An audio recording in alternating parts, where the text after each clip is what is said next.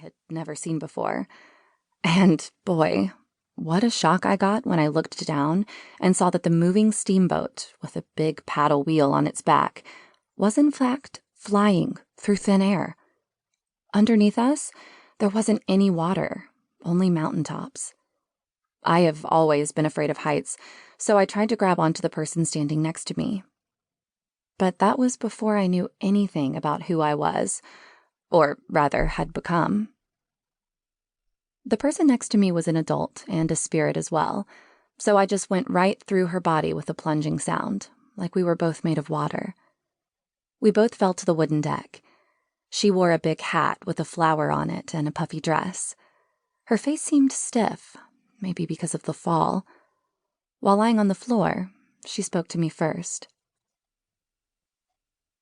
"For crying out loud! Get out of me!" she said. I realized what had happened. I had jumped inside of her, so to speak. Our skin and bodies could bend and move like they were made of some fluid. And that leads us to another of your many questions. Yes, Ruach can feel.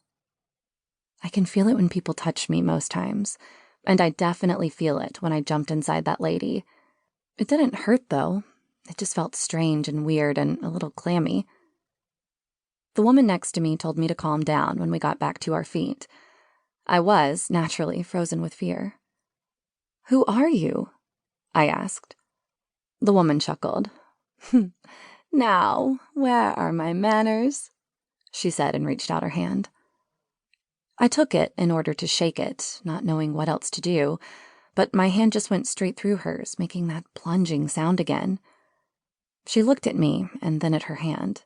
"Well, yes, you will need to work on that," she said and pulled back her hand. She talked with an high-pitched, annoyingly old-fashioned voice. "I haven't introduced myself. My name is Penelope Higgins. That is Mrs. Higgins to you. I am a teacher at the Academy of the Spiritual Realm." Imagine my surprise. "The what?" "Academy of the Spiritual Realm," she repeated, as if it were the most natural thing in the world, which, of course, it wasn't. It was supernatural like the rest. "Oh, yes, that's right. You don't know anything yet. You just got on the boat." "Why am I on a boat?" She leaned toward me and whispered. "You are dead." "I'm what?" "I am sorry to be the one to tell you, but you are dead. Now you are a ruach, or a spirit if you prefer the more earthy term for it. You are going off to the academy where all spirits go when they have just left the world of the living and entered our world. This is where we teach you how to live your new life."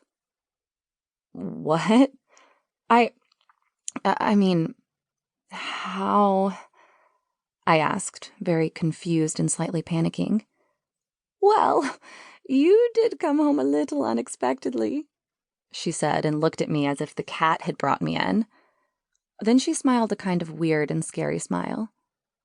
"We will make room for you at the academy, I am sure. They will know you are on your way." How did I even get here? "How does anyone get anywhere these days?" She chuckled. Then she stared at me. "I guess you died," she said. I shook my head, not believing a word of what she was telling me. How could this be? But what about my parents? Where are my parents? They will be worried if they don't know where I am. At least that was what I thought, because in the same second, I realized that I didn't even remember my parents. All I remembered was that I had a mom and a dad and that they usually worried about me. Mrs. Higgins sighed and shook her head. "They will not be worrying about you, trust me." Then she stared at me in an observing way. "Do you mean to say that you actually still remember your parents?" I thought hard about them, but couldn't recall a face or a picture or anything. But I knew in my heart that they were there. "Well,